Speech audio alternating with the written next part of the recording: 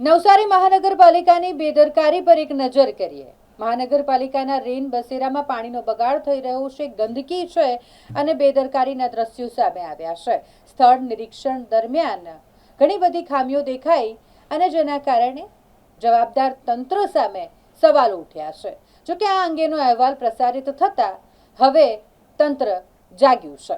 રેન બસેરામાં બેઝમેન્ટની પાણીની ટાંકીમાંથી સતત પાણી વહી જતું હોવાના દ્રશ્યો સામે આવ્યા। પાણી બચાવવાના સંદેશાઓ વચ્ચે પાણીનો આ વ્યય ચર્ચાનો વિષય બન્યો છે। ઉપરાંત રેન બસેરામાં ગંદકી, માકડના ઉપદ્રવ, લાંબા સમયથી બંધ લિફ્ટ અને સફાઈના અભાવ જેવી સમસ્યાઓ પણ જોવા મળી।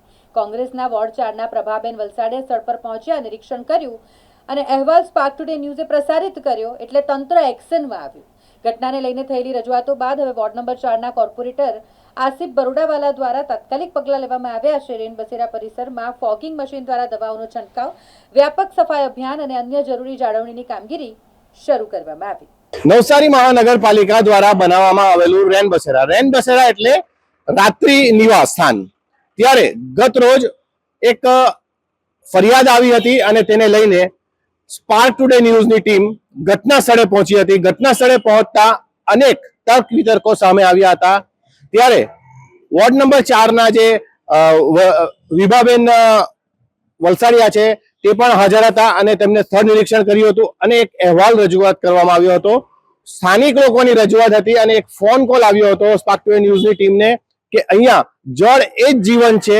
આપણા સાંસદ, નવસારીના સાંસદ અને જળશક્તિ મંત્રી CR પાટીલ સાહેબ છે, ત્યારે આ સૂત્રના લીલે લીલા ઉડાડી રહ્યા હોય તેવા દ્રશ્યો સામે આવ્યા હતા। સીધું જ પાણી, જે ટાંકી, બેઝમેન્ટ ટાંકી બનાવી હતી તેનું પાણી સીધું જ ગટરમાં વહી જતું હતું। બીજી વસ્તુ છે કે માકડ, અહીંયા વૃદ્ધો રહે છે અને જે બેડ જે હોય છે તેની અંદર માકડો હતા, તેના દ્રશ્યો અમે તમને બતાવ્યા હતા। લિફ્ટ બંધ છે, આરો પ્લાન્ટ બંધ હતો, દૂષિત પાણી આવી રહ્યું હતું, તેને લઈને એક અહેવાલ રજૂઆત કરવામાં આવ્યો। ત્યારે સીધા જ અમે દ્રશ્યો તમને બતાવી રહ્યા છે। હાલ જે દ્રશ્યો તમે જોઈ રહ્યા છે, નવસારી મહાનગરપાલિકાની આરોગ્ય શાખાની ટીમ પહોંચી ચૂકી છે અને દવાનો છંટકાવની શરૂઆત કરી દેવામાં આવી છે। સાથે જ વાત કરીએ તો આ જે રેન બસેરા છે તે રાત્રિ નિવાસ છે, ના કે 24/7 24 કલાક સુધી ચાલે તેવી જગા નથી। તેને લઈને આપણે આ જે રાત્રિ નિવાસ સ્થાન છે ત્યાં પહોંચ્યા છે અને ગત રોજ જે બતાવેલા દ્રશ્યો છે અને હાલ જે દ્રશ્યો છે, ચોખ્ખાઈ કરી દેવામાં આવી છે, દવાનો છંટકાવ કરી દેવામાં આવ્યો છે। ત્યારે સીધા જ આસિફભાઈને પણ ધ્યાને આવ્યું હતું, આ જ વિસ્તારના કોર્પોરેટર છે, એમને પણ ધ્યાને આવ્યું હતું। ત્યારે જોવા જેવી બાબત એ છે કે ધ્યાને આવે છે અને પછી કામ થાય છે તે કેટલું યોગ્ય।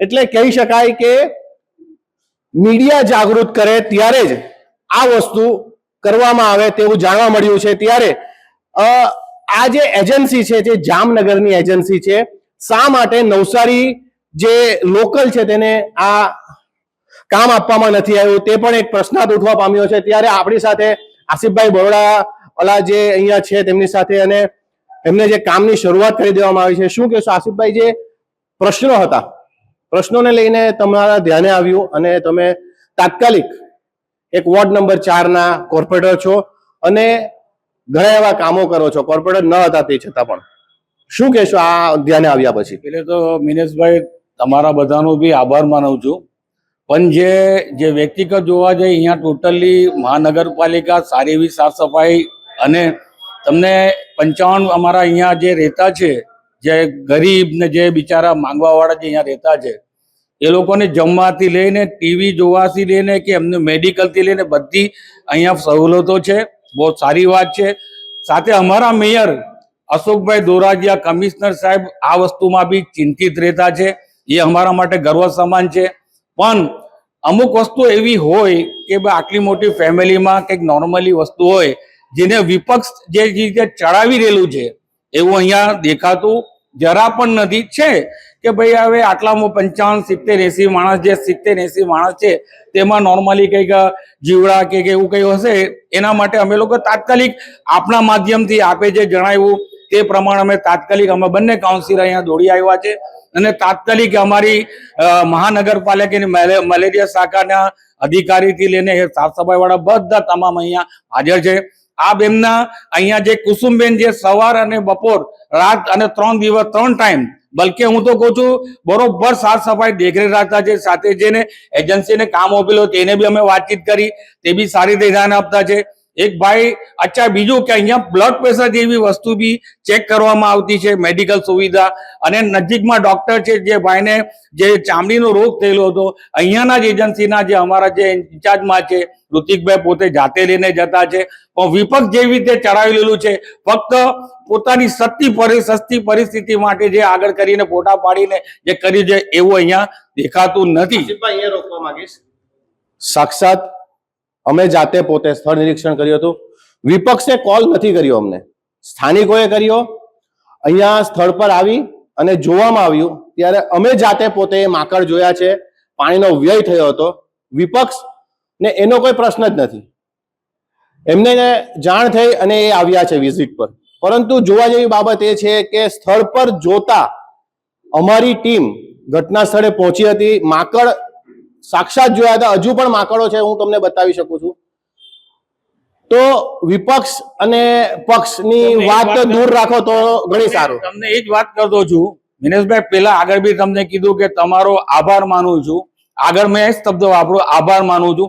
પણ વિપક્ષ જેવી રીતે વાત કરી રહી છે તેના વિશે હું વાત કરું છું. તમે એમનું થિંકિંગ જે બોલવાનું હતું તે એમને ખબર નથી કે આ વોર્ડની અંદર એવા ઘણા કામો છે તે કરવા જોઈએ. અમારી સાથે મળીને અમે તો કહેતા છે કે સાથે મળીને આપણે કામ કરીએ.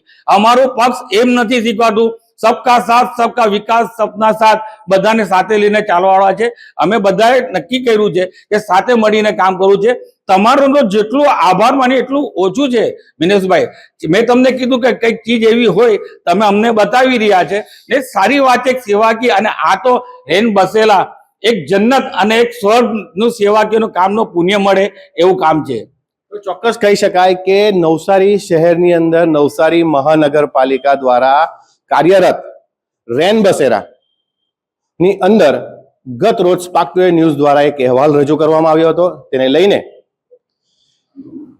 વોર્ડ નંબર 4 ના જે કોર્પોરેટર છે આસિફભાઈ બરોડાવાલા, એમને ધ્યાને આવતા તાત્કાલિક સવારના એક કોલ આવ્યો કે ભાઈ અમે રેન બસેરા પર દવાનો છંટકાવ જે સુવિધાઓ નથી તેને લઈને કામ કરવા જઈ રહ્યા છે, તો તમે આવો અને અમને સાથ સહકાર આપો. પરંતુ જોવા જેવી બાબત એ છે કે જામનગરની કંપની નવસારીમાં કામ કરે છે અને જો કોઈ દુવિધા ન ઊભી થાય તેને લઈને નવસારી શહેરની અંદર નવસારીના લોકલ જે વ્યક્તિઓ છે તેમને રાખવામાં આવે છે. માત્ર 5,000 રૂપિયા પગારમાં ઋત્વિકભાઈ પાંડે કામ કરે છે, પણ એનાથી પણ વધુ પૈસા એ પોતાના ખિસ્સામાંથી ખર્ચી કાઢે છે તેવું પણ અમે જોયું છે. પરંતુ જોવા જેવી બાબત એ છે કે દીવા તળે અંધારું હોય તેવું સ્પષ્ટ કહી શકાય છે. ત્યારે હવે પછી નવસારી મહાનગરપાલિકાના અધિકારીઓ અહીંયા વિઝિટ કરે અને ખાલી ફોટા પડાવીને ન મૂકે. હાલ તો દવાનો છંટકાવ કરી દેવામાં આવ્યો છે, પરંતુ હવે પછી જે કામ કરવાનું છે તે યોગ્ય કામ કરે તેવી એના સ્થાનિકો અને અહીંયાના રહીશો માંગ કરી રહ્યા છે. Minesh Tailor, spark today news, Navsari.